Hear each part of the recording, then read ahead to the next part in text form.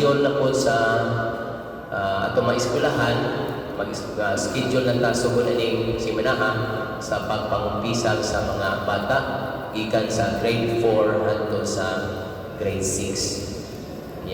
Ang schedule sa misa nga regular na imbis las 10, isaka na ito kaya na pa may pagpangumpisal misa sa mga bata manang atong alas 10 media.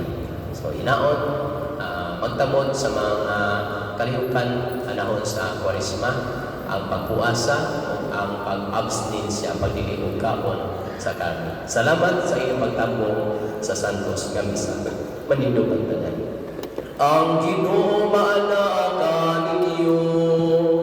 Maanaw sa kanimo. O manalangin kaninyo ang Dios nga makagahom sa tanan, ang Amahan o ang Anak o ang Espiritu Santo. Amen. Dahalan ng misa, dadan ninyo ang gugma o kanina ni Kristo. Salamat sa Diyos. Mapasalamatun kami. Magantikirahan kanimo berin sa rosaryo. Mahal na mo nga patron. Putli ka o balaano.